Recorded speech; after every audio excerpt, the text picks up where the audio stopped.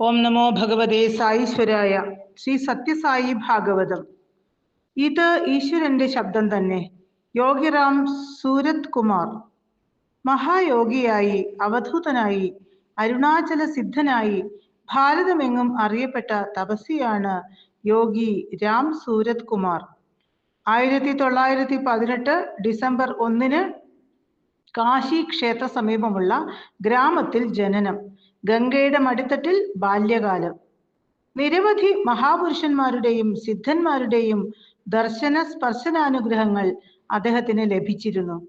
അരവിന്ദ മഹർഷി, രമണ മഹർഷി, ആനന്ദാശ്രമത്തിലെ പാപ്പ രാമദാസ് തുടങ്ങിയ മഹാപുരുഷന്മാരുമായി രാം സൂരത്ത് ബന്ധപ്പെട്ടിരുന്നു.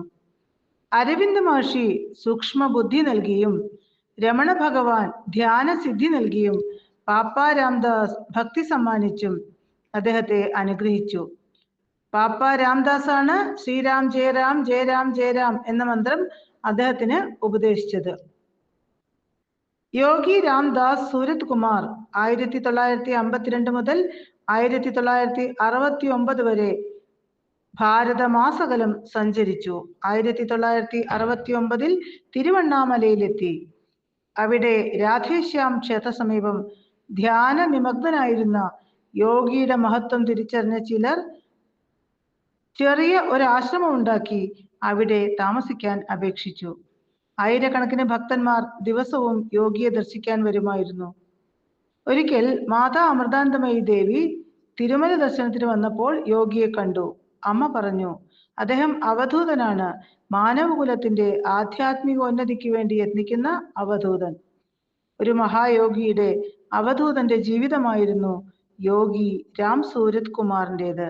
ഭഗവാൻ സത്യസായി ബാബ അവതാര പുരുഷനാണെന്ന് പലരോടും അദ്ദേഹം വെളിപ്പെടുത്തി. ഒരിക്കൽ പ്രശാന്തി നിലയത്തിൽ നിന്ന് ഒരു സംഘം ഭക്തന്മാർ തിരുവണ്ണാമല ദർശനം കഴിഞ്ഞ് യോഗിയുടെ സന്നിധിയിലെത്തി. അദ്ദേഹം ഉടൻ പ്രതികരിച്ചത് ഇങ്ങനെ: ഭഗവത് സന്നിധി ഉപേക്ഷിച്ച് എന്തിനീ പിച്ചക്കാരന്റെ മുന്നിലെത്തി? ഭഗവാന്റെ ശബ്ദം ടേപ്പ് റെക്കോർഡറിലൂടെ കേട്ടപ്പോൾ അദ്ദേഹം പറഞ്ഞു, ഇത് ഈശ്വരന്റെ ശബ്ദം തന്നെ. ദിവ്യനായ പിച്ചക്കാരൻ എന്ന ഗ്രന്ഥത്തിന്റെ രചയിതാവ് ശ്രീമതി ദേവകി മാക്ക് ഒരിക്കൽ ഒരനുഭവം ഉണ്ടായി. ആശ്രമത്തിൽ യോഗിയുടെ സമീപം ഇരിക്കുമ്പോൾ പൊടുന്നനെ ശക്തിയേറിയ ഒരു തേജസ് അവിടെ നിറയുന്നത് അവർക്ക് അനുഭവപ്പെട്ടു. അത് കണ്ട് അവർ വിസ്മയിച്ചു പോയി. അപ്പോൾ മൃദുവായി മെല്ലെ യോഗി അരുളി, സത്യസായി ബാബ വന്നിരുന്നു. ഇതും പറഞ്ഞ് അദ്ദേഹം സമാധിയിൽ മുഴുകി. മുംബൈയിലുള്ള കൃഷ്ണൻ എന്നു പേരായ ഒരു സാധകൻ ഒരിക്കൽ രാം സൂരത് കുമാറിന് സമീപം വന്നു. മീനാക്ഷി നാഡിയിൽ കണ്ട നിർദ്ദേശപ്രകാരമാണ് കൃഷ്ണൻ ഇവിടെ വന്നത്. നാഡിയിൽ പറഞ്ഞിരിക്കുന്നു, താരകനാമമായ രാമശബ്ദത്തോടുകൂടി യോഗി രാം സൂരത് കുമാറിനെ കാണുക. താൻ യാചകനാണെന്ന് അദ്ദേഹം പറയും. പക്ഷേ ഞാൻ വന്നിരിക്കുന്നത് ജ്ഞാനത്തിന് വേണ്ടി എന്ന് പറയുക. അങ്ങനെ അദ്ദേഹം തിരുവണ്ണാമലയിൽ എത്തി യോഗിയെ കണ്ടു.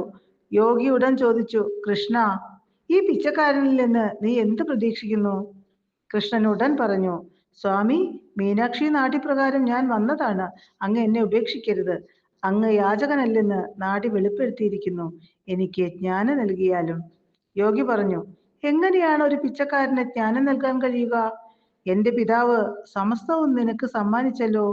പിന്നീട് ചിന്മുദ്ര പിടിച്ച് വട്ടത്തിൽ കറക്കി 3 അക്ഷരമുള്ള മഹാമന്ത്രം അദ്ദേഹത്തിന്റെ കാതിൽ മന്ത്രിച്ചു.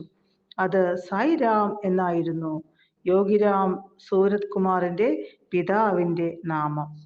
ജ്ഞാനി നമ്മെ ഈശ്വരനിലേക്ക് നയിക്കും. സാധകനായ കൃഷ്ണന് ഒരു മഹായോഗി ഉപദേശിച്ച ജ്ഞാനമന്ത്രം സായിരാം. ഇക്കാര്യം അറിയാൻ കഴിഞ്ഞത് നമ്മുടെ മഹാഭാഗ്യം. ഒരിക്കൽ ഭഗവാൻ ബാബ പ്രശാന്തി നിലയത്തിൽ വെച്ച് അരുളി, തിരുവണ്ണാമലയിലുള്ള സായിരാം മറ്റാരുമല്ല, യോഗി രാമൻ തന്നെ. ഓം തത്സത്ത്.